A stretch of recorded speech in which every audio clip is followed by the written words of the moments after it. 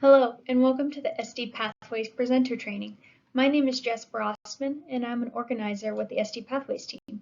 We are really excited to have you here as part of this program, so let's go ahead and get started.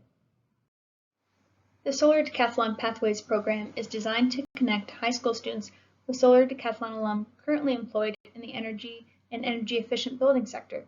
This training session will familiarize you with the presentation files that have been prepared for you and give you details for your next steps. Our goal in conducting this training is to equip you to confidently present energy-efficient buildings, renewable energy, and different careers to high school students. Ideally, you will inspire several to pursue a career related to these topics, but at the very least, you will have explained energy efficiency in buildings to students so they are more aware as energy consumers. We will also cover how to sign up for your presentation and how to talk to teenagers in a safe and effective way. The goal of SD Pathways is to encourage high school students to join the energy-efficient buildings or renewable energy sectors after they graduate high school by learning more about these two industries in general and how they might get involved. Through an interactive conversation that you will lead, students will be able to see one example of a successful industry professional, that's you, and how you navigated your path after high school. Before you present, we need you to do a little bit of preparation. This is the information you will need to gather. You can see it ranges from your high school to college to even post-college experiences. Some of this will go into the slides when you customize them for your personal presentation, and some of it is just handy to have to engage the students before you officially start presenting.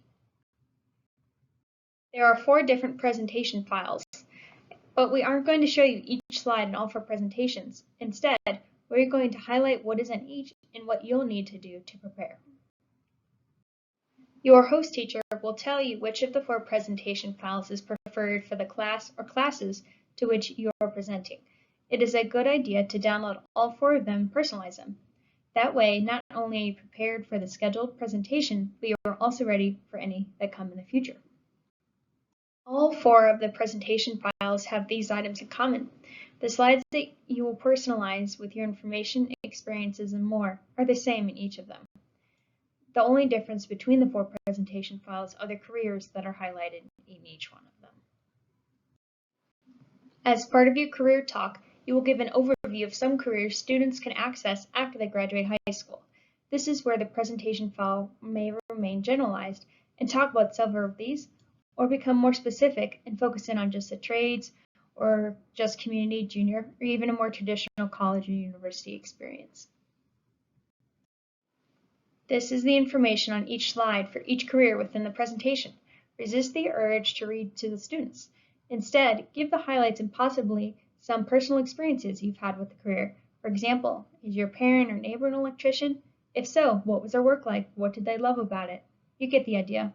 Help the students picture what these careers are actually like. The last several slides will focus on solar decathlon and your own experience and participation within it. You will insert a photo or 2 on the slides and fill in the information.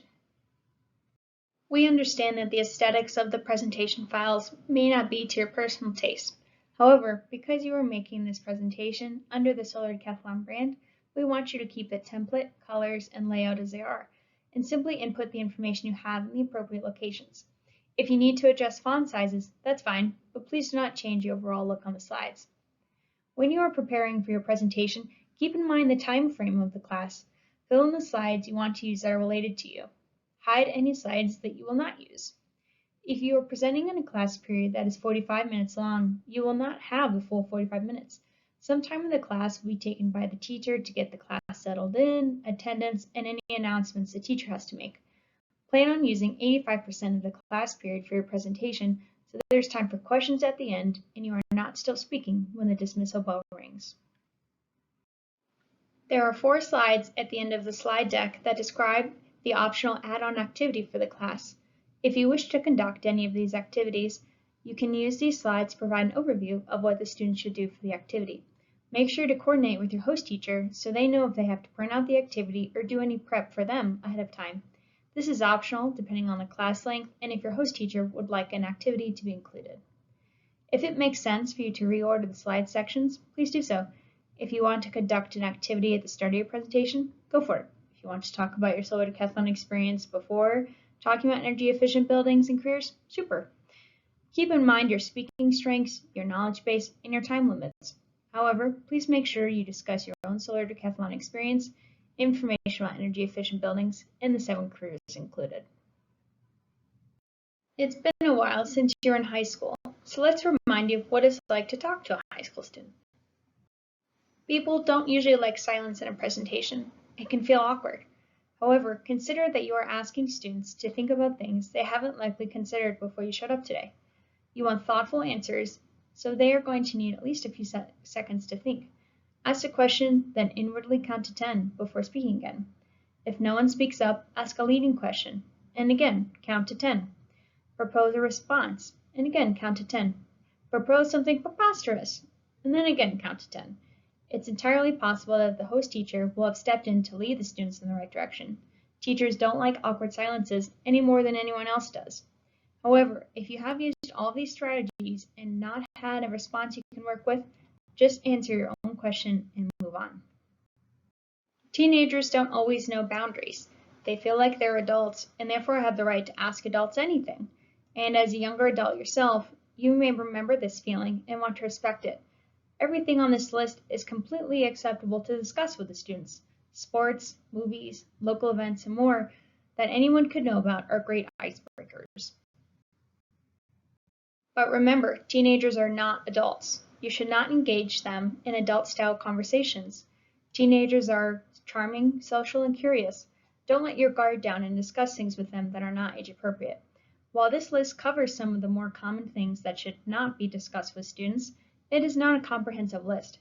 Bottom line, if you're asking yourself if you should talk about it, you probably shouldn't. If you're still in doubt, run it by the teacher first. Everyone would agree that presenting in person is more favorable. However, sometimes that's not possible, and a virtual presentation will be arranged. Here are some tips to make it more successful. Discuss technology with the teacher ahead of time. Will the students log in individually on their Chromebooks or laptops? Or will there be a single camera where you can see all the students in one frame? If there's only one camera, you will need the teacher to help you see when hands are raised for questions or to help call in individual students. You may feel like you're being a little too energetic, but I can assure you that it's not possible in a virtual environment. Arrange your camera and monitor such that you can see the monitor easily when you look at the camera. Nobody wants to look at your ear while you're reading the slides. Speaking of slides, your students can read. Hit the high points. When you're sharing your screen in a virtual presentation, your image is very small on the participant screen. Be mindful of this if you decide to show something during your presentation. It's better to stop sharing your slides or your screen, show the item you want to display to the class, and then restart sharing your slides. This training session, the presentation files, and the scheduling platform have been created and are monitored by the National Energy Education Development Project, or NEED for short. NEED promotes an energy-conscious and educated society by creating effective networks of students, educators, business, government, and community leaders to design and deliver objective, multi-sided energy education programs. After attending this training, you're ready to go. A member of the team from NEED will likely reach out to you about open presentations that you can start to fill up. Then you sign up for a presentation slot that fits your schedule. Before your presentation, you will personalize your slides and practice to ensure an engaging conversation with the students. You should connect with your host teacher ahead of time as well. Then it's presentation time. Off to the races. Good luck with your presentations and let us know how things are going. Do you have questions about any aspect of the program? Reach out to our team at sdpathways@nrel.gov and we'll get back to you. Thank you for participating in this program and helping to show high school students how they can fight climate change. We appreciate you.